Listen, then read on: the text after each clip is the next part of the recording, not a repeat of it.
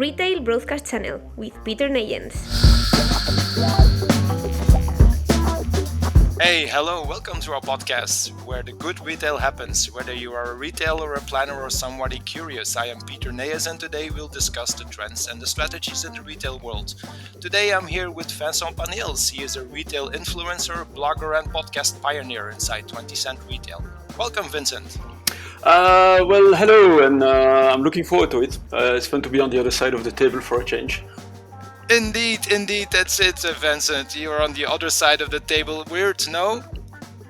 It's not too weird, actually. Let's hope I do as well as my guests. Let's put it this way. I'm pretty sure you will. Well, let's maybe start with the first topic of this conversation. I would love to know more about how you came up with the idea of your podcast for retailers and what was your initial plan? Well, it kind of came naturally. The thing is that I was already running the website 20centretail.com where I would speak or write about different retail topics, whether they're about services or products or new innovations or new POS concepts and stuff.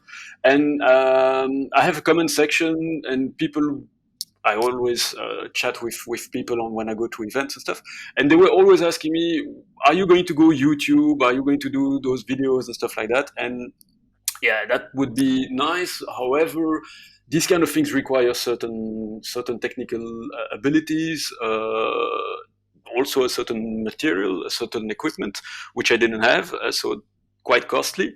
And then I was thinking also, I'm not a YouTube or video consumer myself.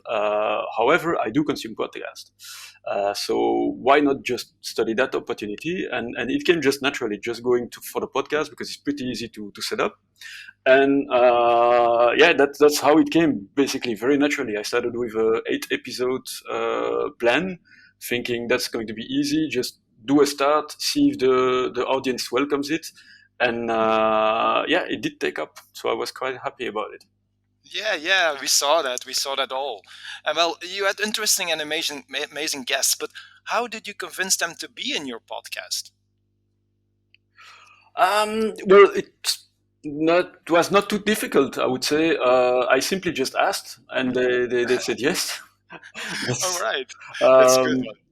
Well, the first thing, as I said, I was planning first 8 episodes and thinking, okay, these are the themes that I'm going to do. These are the topics that I want to tackle, and then who would be a good guest for each topic.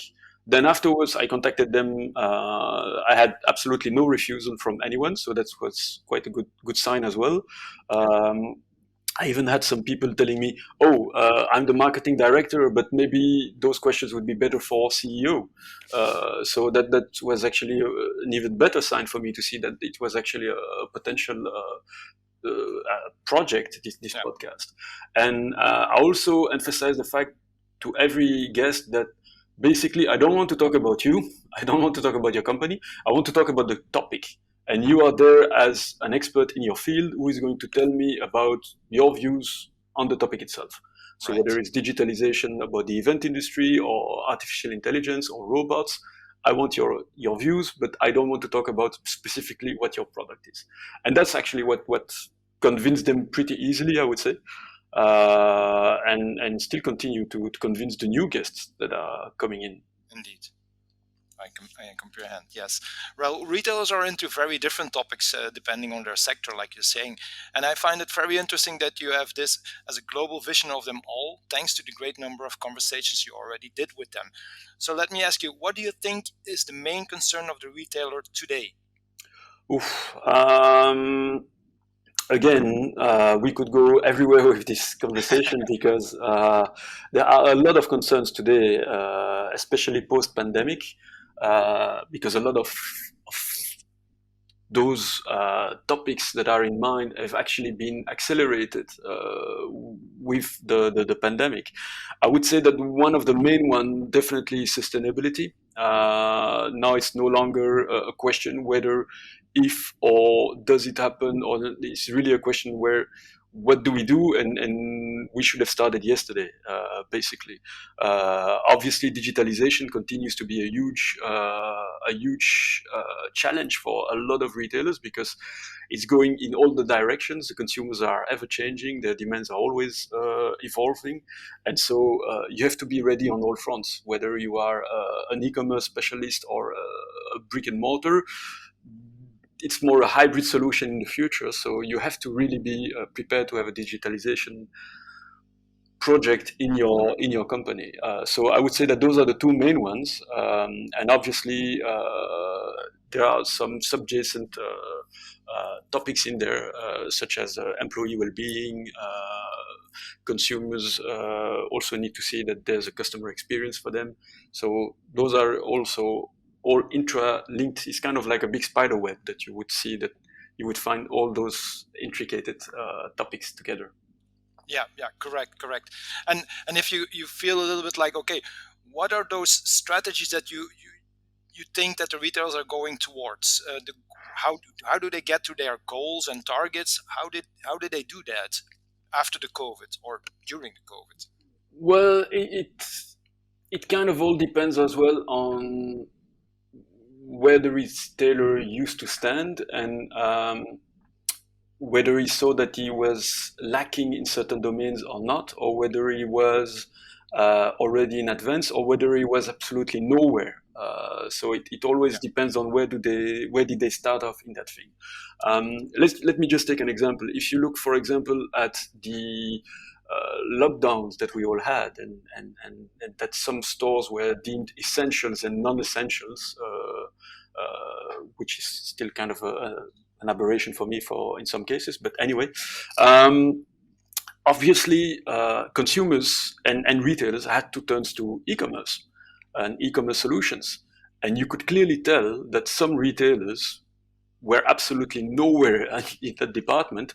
And the ones who were already somewhere also noticed that basically they were not where they should be, because when the e-commerce demand started to surge, they noticed, oh, we cannot answer everything.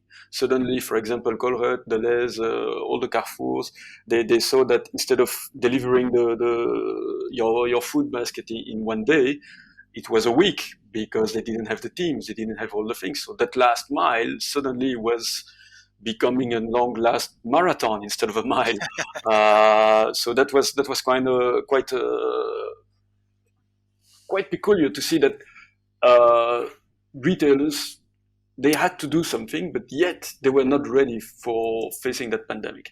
So now I would expect them to continue to develop their strategies on all kinds of level, and you can see that the ones who have even though it's a word that is used everywhere, an agile structure, those are the ones who are more going to develop themselves quite more rapidly and quite more fluently to the new era, basically. Yeah, correct. That caught my eye as well. My eye lately is like the problems that retailers are having is in that last mile, and also they want to have the deliveries faster and more efficiency, right? Yes, indeed, they do, because the thing is that the consumer wants it. At the same time, it's kind of peculiar, because consumers are shocked when they see that, you know what, retailers, people have to work at night in those warehouses. People have to work very efficiently and see what the computer tells them to do. But this is what the consumer is asking. The consumer expects that he orders a phone, a laptop, a food, whatever, even before midnight, and that the next day it's on his doorstep. So the only way is that people would work at night. For retailers, they have to still cater their logistics, cater their employee well-being, and all those things. But they're facing this consumer, which is ever more demanding in that sense. And when the consumer comes to a store, he wants to have also the full experience that he can get, and at the same time, he doesn't want to pay for returns. He doesn't want to pay for shipping, or in other cases, he also wants always the cheapest price possible. If not, he's going to look on the internet whether Amazon or another big player can offer him that product for less. So yeah, it's quite a complicated situation right now, and that last mile is definitely one of the big challenges today. Yeah, absolutely agreeing. Also, I think the sustainability that come up earlier in this conversation and the climate, I think those are the main concerns as well, as for a customer, but also for the retailer. No. It is, and there again, you have to explain on to the consumers certain things that they still don't see. For example, in terms of the last mile, if you multiply the amount of travels between a retailer warehouse and your own doorsteps, you're multiplying CO2 emissions unless you start moving to more sustainable transport. That's why the Cool Blues or Ship2 from Carrefour, they're going for electric bikes deliveries, but those are only limited in major cities. Another great example is the use of plastic. Plastic has done a huge comeback thanks to COVID, because the COVID regulation says if you want to do some samplings or if you want to do some tasting or in certain food service areas, you cannot have buffets anymore. Everything needs to be individually wrapped. Plastic makes a comeback. On the other hand, also in retail, consumers are slashing at the fact that we want to have food which is plastic free in the fruit and veggies segments. That means that there should not be plastic anymore to wrap cherry tomatoes or other type of stuff. Indeed. However, if you don't use plastic, those goods actually spoil much more quickly, and there's a lot of food waste. So we need to explain also to the consumers that basically the use of plastic was not just a question of convenience for transport, it was also a question of food waste. So yeah, thankfully retailers are working on alternatives which are not as good as plastic to keep the food fresh, such as biodegradable stuff and all. But yet again, consumers need to be is demanding, but also needs to be educated about why certain decisions have been taken by retailers. Right. Well, let's go maybe a little bit more to the general question. What All right. is the most revolutionary thing that you have done lately with 20 cent retail? Well, I would say, yeah, the most revolution. It's not really a revolution for me. It was more of an evolution.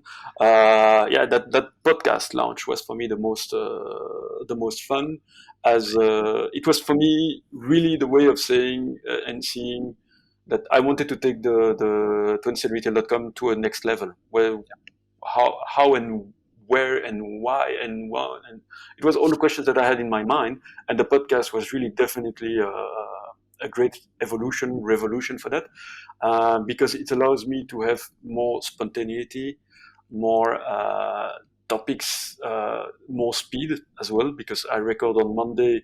Basically, on Monday evening, the thing can be posted if I want to. So that is actually quite a nice evolution and revolutions for just 20 cent, I would say. And what was the feedback of those guys who were listening? Well, I had various feedback. A lot of it was that it was professionally made, even though that surprises me because, for example, the jingle, which sounds professional, is actually something I did in 10 minutes on my son's iPad using GarageBand. So that was quite peculiar. But yeah, that's some of the feedback that I had. But there was one good feedback that I had in the beginning was that people wanted to also hear more of my own style. The thing is that when I write an article, I always try to write an article that when the person reads it, it's like I'm telling a story in front of him or her. And when I do the podcast at the beginning, when I started doing my own first things, I actually had listened to the usual podcast from the New York Times or The Economist or stuff like that. So I do start with the official thing, welcome to Trends and Retail's podcast, and I'm Vincent Panneels, and blah, blah, blah. But that actually is something that I want to kind of move away from and also be more of a little of the quirky and the little jokes left and right when I do the conversations, basically. I understand. So maybe Vincent, before we say goodbye, I have one last question for you, and it's a tough one. If you must choose on one episode out of your podcast, which one was the most memorable, and you cannot choose analytical which one was it? Sorry to disappoint it, but I would not have chosen analytical always anyway. Even though it was the first one. The thing is that I liked the little series of 3 episodes that I did about the digitalization of events, because I did manage to chat with 2 major CEOs there and another very quirky event, which was well done. But if I have to choose only one episode, then I would go for the one of Hitachi. Because when I talked with Marco Nucien about this study that they've made in fashion retail and how the ERP system were impacted in the evolution of the pandemic, I really felt that it was really a nice episode in the sense that it was a conversation. He totally played ball, as we say in English. He was answering the question totally honestly and truthfully, and it really felt like a conversation next to having a nice topic for the audience. And actually, it also proved in the numbers, because it's the most episode, is the most listened to episode up to date so far. Oh, great. Okay. Well, thank you, Vincent, for joining us. It was a pleasure, like always. Maybe a little scoop. What will the future bring for 20th century retail, and what are your next steps? What will be the next new thing for you? A little scoop. Little scoop. You're putting me on the spot there, because if I give you that scoop, that really puts the pressure on me. I'd say that for 20th century retail and the podcast, I'm going to continue to make it evolve and continue. And I have some nice topics coming up in the next coming weeks even. And then there's 2 little scoops that I can give you, actually, not just one. Right. One is that I'm participating and I will collaborate on a new platform, which is called Greenbridge, which is going to tackle sustainability topics. Which is going to bring stories about from the seed to your plate, basically. So all the stories that you can have from the industry on how it becomes more sustainable and how it becomes more conscious about its impact on the planet, on the earth. That's one of the things that I'm working on. And it's going to be also consumer oriented. So it's not just a B2B. So I'm moving to the B2C. And then the second scoop that I can give you is that the book should arrive in 2022. A book, Vincent. Yes. Really good. Wow. I'm writing a book about the event industry and the digitalization of it. And actually, that book should be some sort of a 3-parter. So it's not a trilogy like the Lord of the Rings or or the Hobbit or whatever. But it's going to be a book which is more visual, as I always like to illustrate a lot of my stories with my own drawings. But yeah, those are the 2 scoops that I can give you. Well, thank you so much for those scoops. I will be your first customer of those books. I promise. Hopefully. You. Okay, at least 1 book is sold. No, 3, because it will be a 3-part book. That is also true. So thank you so much. Thank you. You're welcome. It was fun. Thank you. Thank you for listening to us. If you like this episode, make sure you hit the like button and subscribe if you haven't already. And if you'd like to know more about retail, you can find us on www.analyticalways.com and on our social media, of course. See you next week.